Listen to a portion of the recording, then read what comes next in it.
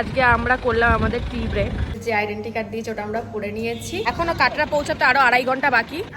হবে না, কাটরা থেকে ট্রেন আছে দিল্লির উদ্দেশ্যে, শক্তি এক্সপ্রেস। তারপর দিল্লি থেকে কালকে।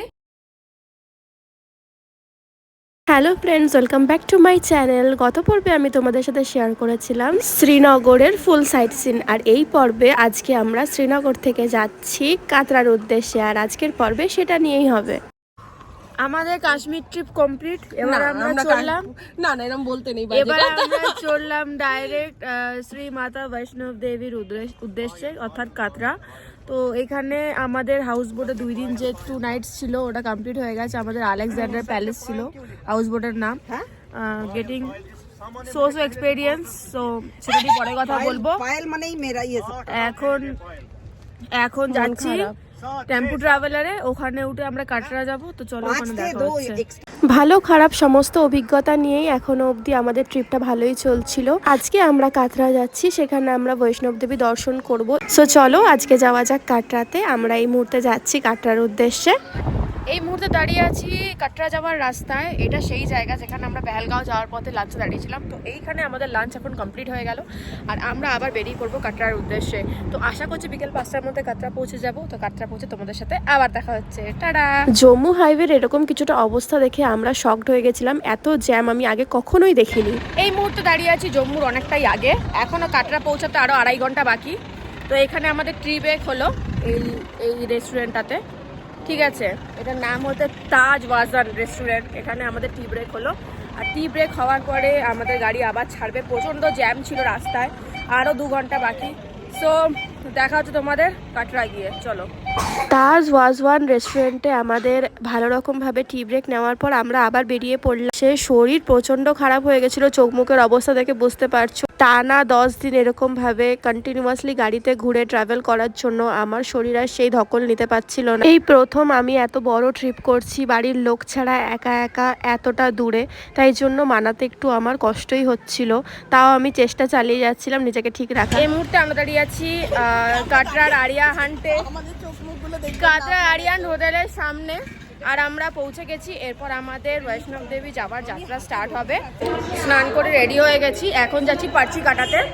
আমাদের কোনো আইডিয়া নেই পার্চি সম্পর্কে। আমি ওখানে যাই, তারপর তোমাদের ডিটেলস দেবো। আর পেছনে আমাদের হোটেলের রিসেপশন খুবই সুন্দর, চলো তোমাদেরকে দেখাই। এই হোটেলটা রিসেপশনটা খুবই অ্যাস্থেটিক একটা লুক ছিল, বাট হোটেলের রুমগুলো খুব একটা ভালো ছিল না। বাস যেহেতু লাস্ট দিন আর কয়েক ঘন্টায় এখানে থাকবো, তাই জন্য আর সেরকম বদার করিনি। আর সেখান থেকে বেরিয়েই আমরা চলে গেছিলাম পার্চি কাটাতে, অর্থাৎ আইডেন্টি কার্ড বানাতে, যেইটা জাস্ট কিছুটা দূরেই ছিল। তবু আমাদের অটোতে 250 টাকা মতো নিয়েছিল, আসা যাওয়া দুটো মিলিয়ে। আর এই হচ্ছে সেই পার্চি কাটানোর জায়গা। কতটা লাইন দেখতে পাচ্ছ। পার্চি পেয়ে গেছি, আইডেন্টি কার্ড পেয়ে গেছি। এবার আমরা ওটা শুরু করব। এখন না, অলমোস্ট রাত্রি 12টা নাগাদ। আমরা রেডি হয়ে গেছি কাটরাতে মা বৈষ্ণব দেবী দর্শন করার জন্য। আমাদের যে আইডেন্টি কার্ড দিয়েছে ওটা আমরা পড়ে নিয়েছি, আর এবার আমরা বেরোবো হাঁটার জন্য। আমরা হেঁটেই যাব, এখন অবধি হেঁটেই যাওয়ার ইচ্ছা আছে। কটা বাজে মোম দেখতো ফোনে? 11:36 বাজে, আর আমরা এখন বেরোচ্ছি রুম থেকে। এবার আশা করি 12টার মধ্যে হাঁটা স্টার্ট হয়ে যাবে। তো চলো রাস্তায় দেখা হচ্ছে। আমরা চলে এসেছি স্টার্টিং পয়েন্টে। এখান থেকে আমাদের হাঁটা স্টার্ট হবে। ওইখানে গিয়ে সামনে গিয়ে ভিডিও করছি না, বিকজ অনেক সিআরপিএফ আছে। তো চলো জয় মাতাজির নাম নিয়ে হাঁটা শুরু হয়ে যাক। এখান থেকে আমরা কি করছি, লাঠি আর আমরা লাঠি আর মাথায় পট্টি বেঁধেছি। সবাই পট্টি বেঁধে নিয়েছে, দারুণ। হবে না, আমাদের 4 কিলোমিটার চলা ডান। আমি কোনোদিন ভাবতে পারিনি যে আমি জয় মাতাজি এসে পৌঁছাতে পারবো। এখন অবধি আরো 10 কিলোমিটার আছে। সো চলো জয় মাতা দি। হাঁটতে হাঁটতে যখন এইরকম একটা দৃশ্য দেখতে পেলাম, পুরো কাটরা শহরটাকে এত সুন্দর উজ্জ্বল, জাস্ট মনটা ভরে গেছিল। আর্থকুমারী অবধি চলে এসেছি। এই দিক থেকে আসছে পুরনো রাস্তাটা, আর আমরা এলাম এই দিক থেকে নতুন রাস্তা দিয়ে। এখন যাব ওই ওপরে। তো চলো, এখনো কত কিলোমিটার বাকি আছে? তা অলমোস্ট 3 মনে হয়, আরো 6 কিলোমিটার বাকি, আরো 6-7 কিলোমিটার বাকি। বাস ওই যে ভবন, আর জাস্ট এই রাস্তাটা ক্রস করতে হবে, তারপর মাতা রানীর দর্শন।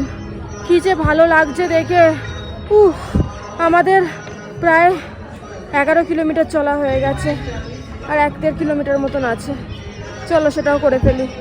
ভবন থেকে আর মাত্র আমরা 500 মিটার মতন দূরিতে আছি, বাস এবার দর্শন করার পালা। আর কিছুক্ষণ তারপর মায়ের দর্শন।